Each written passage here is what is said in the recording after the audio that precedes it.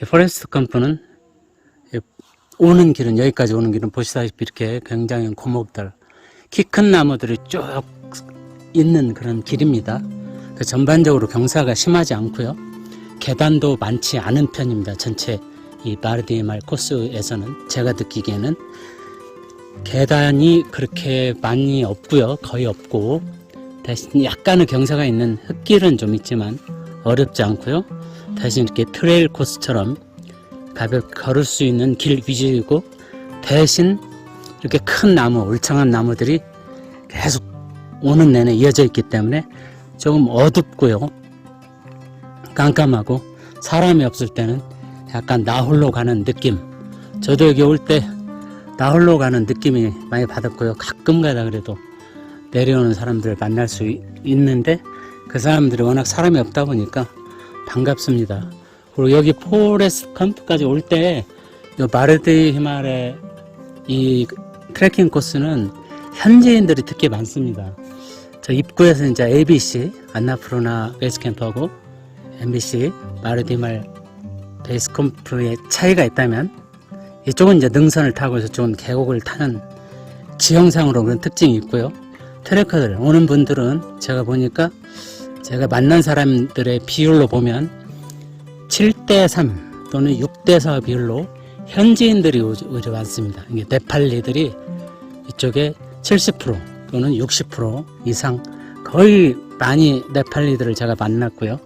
이분들이, 현지인들이 여기를 트레킹을 하거나 일부는 비즈니스로 왔다 갔다 한다는 거죠. 그런 특징이 있고요. 진절티, 야, 땡큐. 그다음에 여기에 소위 동아시아, 한국, 중국, 일본은 제가 한 명도 만나지 못했고요. 당연히 한국인도 한 번도 여기까지 올 때는 만나지 못했습니다. 여기가 이제 뭐 비수기, 극성수기가 아니어서 그럴 수도 있고, 시간이 좀 다를 수도 있고, 한국인들이 이제 ABC로 많이 가서 그럴 수도 있는데, 어쨌든 이번 트레킹에서 현재까지는 포레스트 캠프 올 때까지는 한국인은 한 번도 못 만났고요. 여기 이제 생강차를 주셨기 때문에 얼마인지는 안 물어봤지만 이 생강차 한잔 마시고 잠시 쉬어서 가도록 하겠습니다.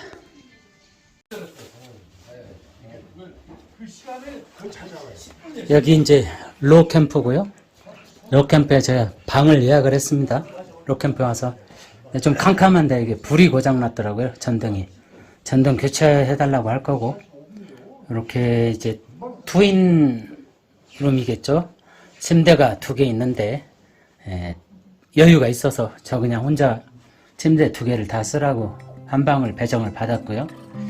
여기 지금 방들이 여유는 보통 없는데 지금 조금 비수기에 그래도 가까운 것 같아서 이 방을 여유 있게 썼고요. 저 침대를 제가 쓸 건데 여기도 좀 추워 보이는데 어쨌든 뭐 침낭을 펴든지 이불을 이 2개를 같이 겹쳐서 끌어안든지 해서 자유겠고, 방은 뭐 이 정도 사이즈면 뭐 괜찮습니다. 로치가 다 그렇죠. 그리고 불이, 라이트가 고장나서 잘 보이지 않고요. 제가 이제 여기 묵게 된 로캠프 롯지인데요. 여기 로캠프에 롯지가 많이 있습니다. 그래서 여러 개 있는데 그 중에서 어떤 게 좋은지 모르고요. 저는 무조건 그냥 와봐가지고, 여기가 그래도 뭐 할 거고 나니까 규모도 좀 커 보이고 시설도 뭐 그래도 평균적으로 괜찮아 보입니다. 여기 뭐 홀도 있고 가게도 있고, 그 다음에 저쪽 다이닝룸, 이쪽도 휴게실도 뭐 괜찮게 있고 그런 숙소인 것 같고요. 이름은 제가 아직 이름도 모르지만 가면서 한번 보도록 하고요. 이제 로 캠프만 봐도 이제 하이 캠프 직전에 있는 캠프니까 이렇게 시설들 괜찮은 롯지가 많은 것 같고요. 아까 그 방은 침대가 2개 있는 단독 룸인데, 여기서 제가 저녁하고 아침을 어차피 먹기로 돼 있기 때문에 저녁하고 아침 먹으니까, 그다음에 혼자 온 배낭여행객이고 돈이 없어서 또 가이드도 안 썼으니까 그렇게 얘기해서 웃으면서, 가이드 없이 혼자 왔으니까 그냥 방 하나 싸게 주십시오 해서 4,500원, 방값 자체는 4,500원으로 자기로 했고요. 방값은 4,500원이지만 그래도 저녁 먹으니까 저녁값, 아침값 하면 식대는 그대로 다 들어갑니다. 일반적으로 롯지들이 방을 뭐 싸게 뒀다고 하시는 분들이 많은데 방으로 남기는 게 아니기 때문에 방은 저렴하게 할인을 받을 수 있어요. 그러나 식대는 어차피 먹어야 하니까 저녁, 아침 먹어야 되고요. 제가 잠깐 보여드렸지만 여기 숙소의 파란 지붕 너머로 저 위에 딱 보시다시피 환상적인 피크 봉우리가 하나 서 있습니다. 저게 바로 형태상 마차 부차려입니다.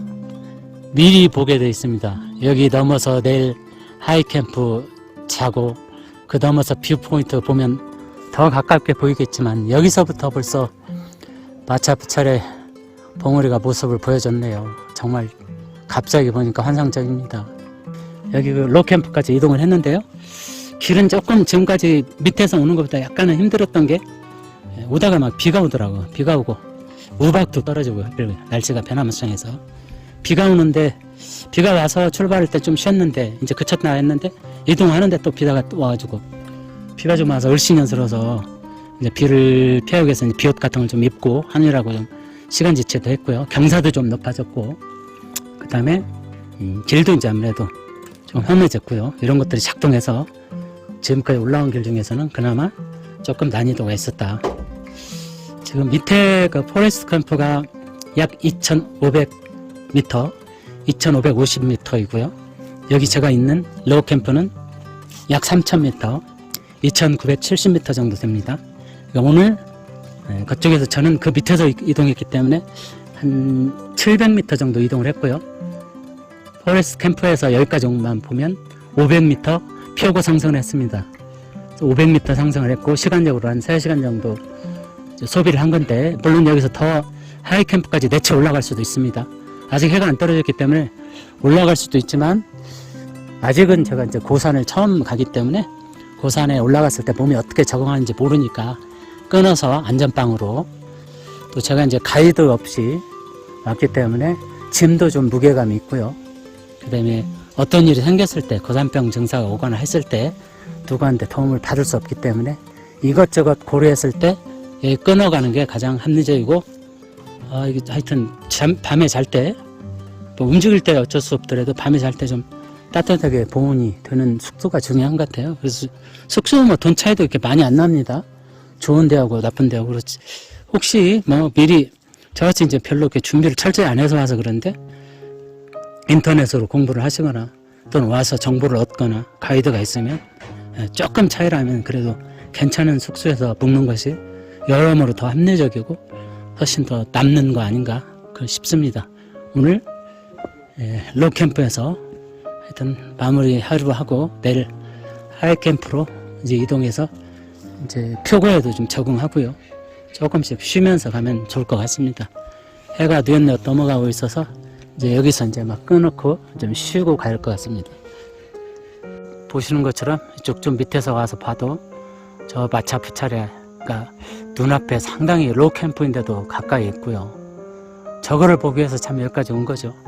뭐 등산하시는 분들 다 느끼시겠지만 등산인들, 트레커들 다 밑에서 여러 가지 과정들은 결국 저런 결과물 얻기 위해서 하는 것이고 과정에 힘듦이 있어도 결국 결과물 저거 하나 때문에 눈 녹듯이 고생한 게 좀 잊혀지는데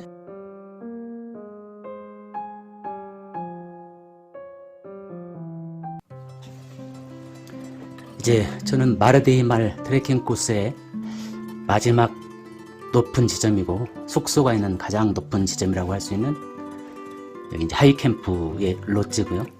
이 하이캠프는 고도로 이제 3,500m, 정확히는 3,550m 지점이 되겠습니다. 나무 판자로 된 문이고요. 저기서 이제 황소바람은 들어옵니다. 춥습니다. 위에는 이렇게 합판 조각으로 돼서 있고요. 저 커튼으로 창문을 이렇게 막았지만 아주 춥습니다.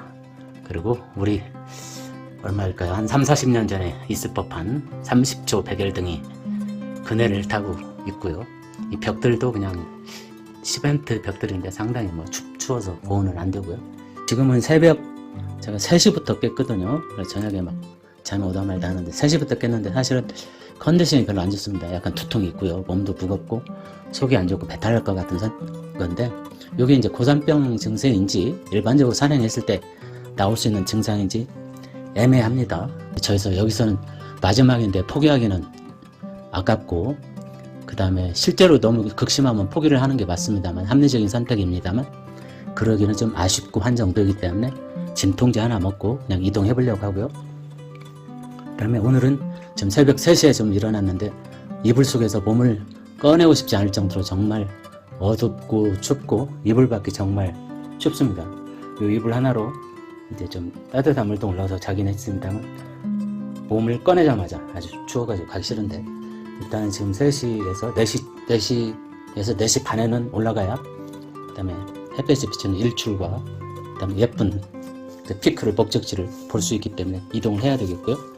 제가 다른 것들은 이제 다른 때 한꺼번에 모아서 소개해 드리겠고, 여기서 마르디말 마지막 코스 뷰 포인트까지 올라갈 때까지 어떤 장비로 갈지만 잠깐 이제 소개를 해 드리려고 하고요. 저 배낭은 여기다 놓고 갈 겁니다. 놓고 갔다가 와서 다시 여기서 배낭을 빼고 하산을 할 거고요. 이쪽에 있는 지저분한 것도 다 빼놓고요. 최소화해서 꼭 필요한 것들만 가져갈 건데, 하나씩 잠깐 보면요. 저 오른쪽에는 제 이제 바람막이 자켓인데요. 두껍진 않습니다만 바람막이 자켓이고요. 그 두께도 중요하지만 반드시 모자 있는 것을 선택하면 좋을 것 같습니다. 당연히 바람막이에 모자 없는 것들도 있는데, 저 모자가 다른 모자를 쓰더라도 비가 오거나 뭐 눈이 올 수도 있고요. 그 다음에 전체적으로 바람을 막을 수 있기 때문에 모자 있는 바람막이 선택하고, 요거는 무릎 보호대입니다. 무릎 보호대 여기까지 올 때까지 한 번도 안 썼습니다. 들고만 왔는데, 지금까지는 뭐 충분할 것 같아서 했는데, 지금은 이제 여기 고도가 높이가 있기도 하고요. 계속 하산을 해야 하기 때문에 무릎 보호대를 처음으로 한번 쓰려고 하고요. 그 다음에 이제 뭐 카메라도 찍고 해야 하기 때문에 얇은 기모가 있는 손장갑 하나 들고 하고요. 이건 이제 비니 모자입니다. 비니 모자는 뭐 가볍게 머리에 쓸 수 있는, 머리의 보온을 위해서 아주 중요하죠. 비니 모자이고요. 요 뱉어 있는 것은 헤드랜턴인데요.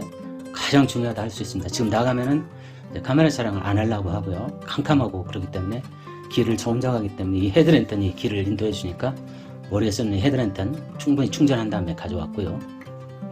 그 다음에 이거는 넥 워머입니다. 기모가 있는 거고요. 목 보온은 아주 중요합니다. 그래서 넥 워머를 기모가 있는 걸 가져왔고요. 이건 때에 따라서 머리에 모자 용도로 대체해도 되니까요. 그 다음에 이것은 얇은 기모가 있는 까만 넥 워머입니다. 이것도 역시 목에 쓸 수도 있고 머리에 할 수도 있어서 가져왔고요. 또 하나가 더 있습니다. 저는 이거는 자외선 차단 기능이 있는 멀티 스카프, 또는 머리에 이렇게 쓸 수도 있고요. 그 다음에 코와 입을 덮어서 목까지 내릴 수 있는, 목에 쓸 수 있는 버프로 사용할 수도 있습니다. 이제 고산에 올라오면 해가 뜨거나 하면 자외선이 강하기 때문에 보온 겸 자외선을 차단할 수 있는 거 있고요. 이거는 자외선 차단 기능은 없고, 그 다음에 기모도 없지만 얇은 버프입니다. 이거는 이제 이렇게 두꺼운 넥워머나 이런 데에 땀이 많이 차기 때문에 그 안에 받쳐 입어도 되고요. 그냥 땀을 닦을 때 수건 대용을 할 수도 있어서 이 정도 갖췄고요. 이거 뭐 많아 보이지만 주머니에다 놓고 하면 다 들어가고 가볍습니다. 저는 너무 과하지도 않고 너무 없어도 안 되지만 이 정도가 최선이라고 생각해서 나름대로 이렇게 요것만 장착한 상태로 정상 뷰포인트 또는 베이스 캠프 그 근처에 갔다가 이쪽으로 하산하도록 하고요. 지금 이제 4시에서 4시 반 사이에 얼른 약 하나 먹고 헤드랜턴 차고 이것도 갖춰서 입고 갑니다. 저기 속에는 제가 이제 큰 뭐 두꺼운 옷은 안 가져왔고요. 경량 패딩 점퍼, 경량 다운 자켓을 속에다 하나 입고 저 이제 바람막이를 입을 생각이고요. 이 정도로 가면 살짝 춥겠지만 그래도 뭐 이동을 하니까 너무나 이제 두꺼운 헤비다운을 가져올 수도 없고 지금 계절상 안 맞아서 이 정도 장비로 출발하도록 하겠습니다.